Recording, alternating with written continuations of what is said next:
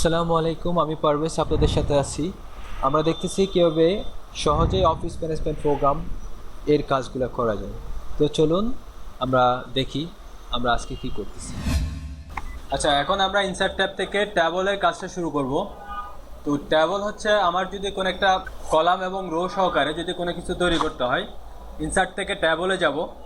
এখানে দেখেন একটা ট্যাবল এখানে শো করতেছে। এখানে এইদিকে 10টা কলাম আছে, এই পাশে যেগুলো আছে এগুলো হচ্ছে কলাম, আর এইদিকে নিচের দিকে যেগুলো আসতেছে এগুলো হচ্ছে রো।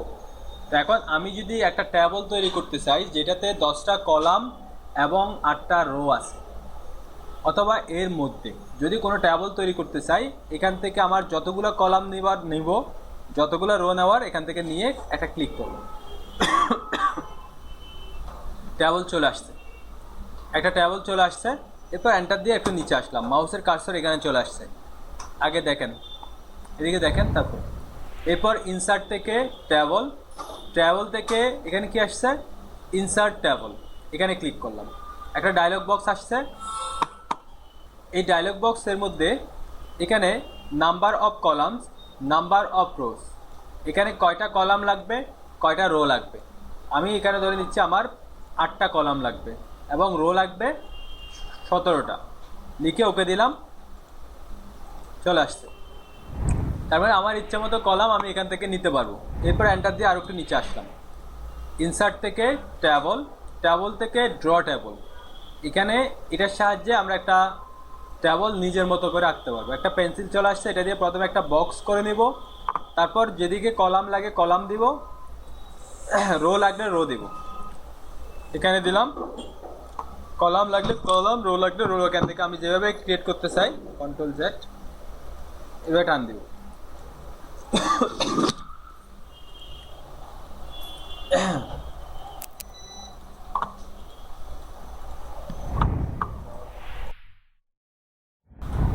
আচ্ছা, এখন দেখেন আমি যখন একটা ট্যাবল তৈরি করছি,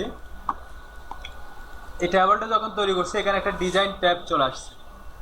ট্যাবলটা যখন তৈরি করছে একটা ডিজাইন ট্যাব আসছে। এই ট্যাব থেকে এখানে কিছু স্টাইল আছে। এখানে ট্যাবল স্টাইল থেকে আমি এই ধরনের স্টাইলগুলো অ্যাপ্লাই করতে পারবো। ট্যাবলের মধ্যে স্টাইলটা অ্যাপ্লাই করলাম। এখানে আরও আছে, এই ধরনের স্টাইলগুলো অ্যাপ্লাই করতে পারবো ট্যাবলের মধ্যে। এরপর এটাতে আসলাম, এই কলামটা সিলেক্ট করলাম। শেডিং থেকে এখানে আমি কলামে কালার দিতে পারবো, এগুলো সিলেক্ট করলাম। শেডিং থেকে এখানে কালার দিতে পারবো।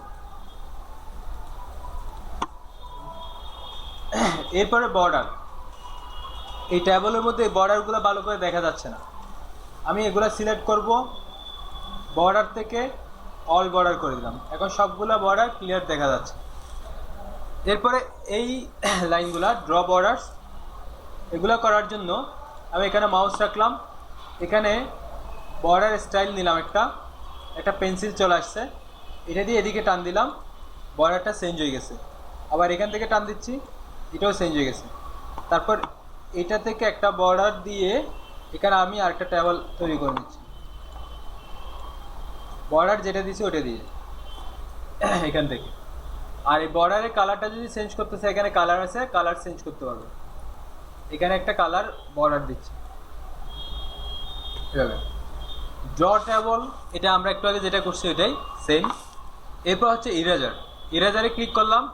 মাউসের কার্সরটা একটা ইরেজার এখানে চলে আসছে কার্সরে। এখন আমি এই লাইনগুলা সবগুলোর উপর আমি ইরেজ করে দিলাম, উপর থেকে নিচের দিকে টান দিছি। এটাতেও উপর থেকে নিচের দিকে টান দিলাম, ইরেজ করে দিলাম। এরপর আবার যখন ইরেজারে ক্লিক করবো ইরেজারটা চলে যাবে, ঠিক আছে।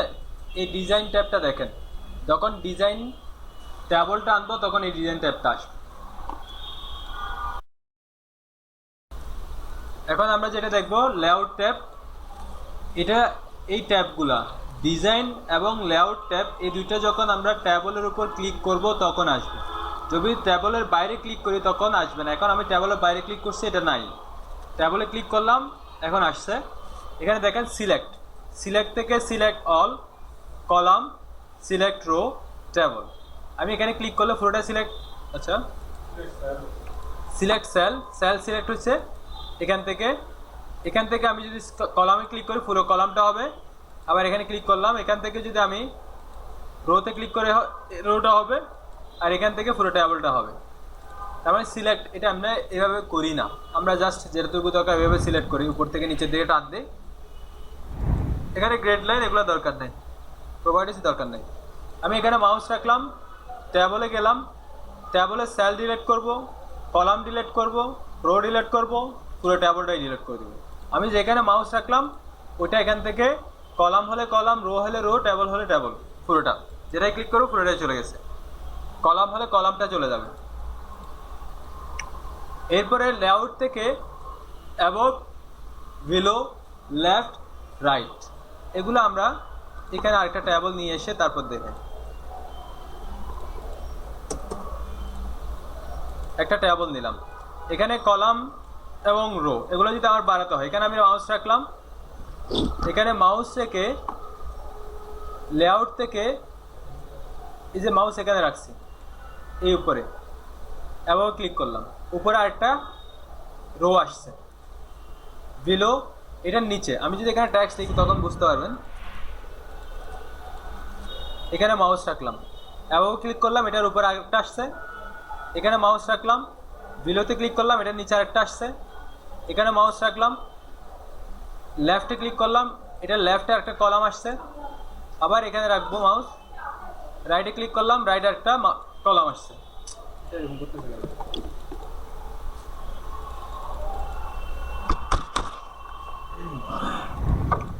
আচ্ছা, তো এইভাবে আমরা ট্যাবলে এক্সট্রা কোনো কলাম, রো ইত্যাদি এগুলো বাড়াতে পারবো লেআউট থেকে। এবার হচ্ছে স্প্লিট। স্প্লিট হচ্ছে ভাগ করা। আমার একটা ট্যাবলের ভিতরে, একটা সেলের ভিতরে ভাগ করব। যেমন এই সেলটা, এখানে আরও কতগুলো আমার কলাম অথবা সেল তৈরি করতে হচ্ছে। স্প্লিটে গেলাম, কয়টা করব, এখানে 6টা কলাম দিলাম, 2টা রো দিলাম, ওকে, 6টা কলাম এবং 2টা রো চলে আসছে, স্প্লিট করছি। এরপর এই পুরো ট্যাবলটাকে আমরা 2 ভাগ করব। এখানে আমরা এতটুকু পর্যন্ত একটা ট্যাবল রাখবো, নিচেরগুলো আরেকটা ট্যাবল করব, স্প্লিট ট্যাবল আলাদা হয়ে গেছে। তো একসময় অনেক বড় একটা ট্যাবল তৈরি করলাম, ওখানে 2 ভাগ করার দরকার, আমরা এখান থেকে স্প্লিট ট্যাবলে ক্লিক করলে এটা 2 ভাগ হয়ে যাবে লেআউট থেকে। এরপর ট্যাবলে যে কলাম রোগুলো আছে এগুলো যদি সাইজ বাড়াতে কমাতে চাই, যেমন এখানে আমি এটাতে ক্লিক করতেছি, উপর থেকে নিচের দিকে বেড়ে গেছে, যে এখানে দেওয়া আছে। যদি পাশে বড় দরকার হয় এখান থেকে পাশে বড় করলাম। আর এখানে কোনো ট্যাক্স লিখলাম, এই ট্যাক্সগুলো এখানে মাউস রাখলাম, সেন্টারে রাখলাম, ট্যাক্স সেন্টারে আসছে, উপরে নিচে যেখানে নিয়ে যেতে চাই। আর ট্যাক্স ডাইরেকশন থেকে এখানে ক্লিক করলাম, ট্যাক্সগুলো চলে আসছে, এখানে মাউস রাখলাম, এখানে কিছু ট্যাক্স লিখলাম, ট্যাক্স ডাইরেকশন থেকে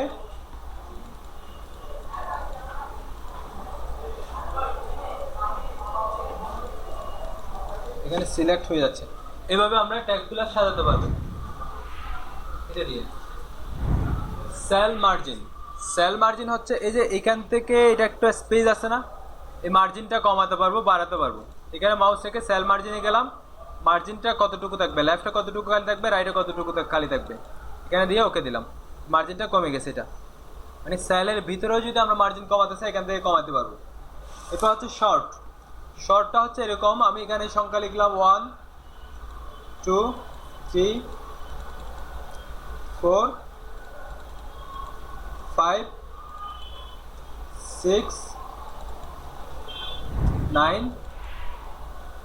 8, এগুলো এভাবে লিখলাম। 6 এখানে লিখলাম, 9 উল্টাপাল্টা লিখছি, প্রথমেরগুলো ঠিক আছে, যদিও আমি এখানে উল্টা লিখতাম সবগুলো। এবার সিলেক্ট করলাম, শর্টে গেলাম, শর্টের কাজ কিন্তু আমরা আগে দেখছি। এখানে নাম্বার অ্যাসেন্ডিংয়ে দিলাম, ওকে, সবগুলো একটার পর একটা, 6 5-এর পরে 6, 6-এর পরে 7, আচ্ছা 7 নাই 8 9, এভাবে আসছে, একটা সিরিয়াল চলে আসছে। এরপরে এখানে আমি আরো কিছু ট্যাক্স লিখলাম, অনেকগুলো ট্যাক্স লিখলাম। এই ট্যাক্সগুলা আমরা কনভার্ট করে ফেলবো। কনভার্ট বলতে এখানে কোনো কিছুই ট্যাবল থাকবে না, শুধু ট্যাক্সগুলো থাকবে। কনভার্ট টু টেক্সট, এখানে ক্লিক করলাম, আর এই ট্যাক্সগুলো কীরকম, ট্যাব আকারে থাকবে নাকি কলাম আকারে নাকি প্যারাগ্রাফ আকারে, আমি যেটাই চাই। যদি প্যারাগ্রাফ আকারে থাকে এরকম, ওকে, ট্যাক্সগুলো এইভাবে চলে গেছে, শুধু ট্যাবল যেগুলো ছিল ওগুলো চলে গেছে, ট্যাক্সগুলো আছে। এরপর এখানে কিছু সংখ্যা লিখি।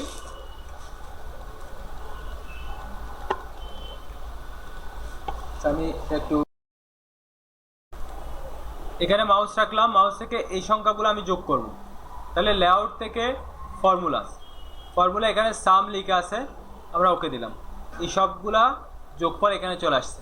তার মানে এটা আমরা হিসাব করতে পারবো, যোগ এটা বের করতে পারবো। তো এটা হিসাবের যে কাজগুলো আছে সেগুলো যখন আমরা এক্সেলে যাব তখন এই হিসাবের সবগুলো দেখব। এটা যতটুকু মনে রাখতে পারেন, ফর্মুলা থেকে আমরা যেখানে মাউস রাখবো এখানে ফর্মুলাতে ক্লিক করব, সাম আছে, সাম দিয়ে আমরা ওকে দিতে পারবো। ঠিক আছে, ট্যাবলের এই কাজগুলো একটু দেখেন।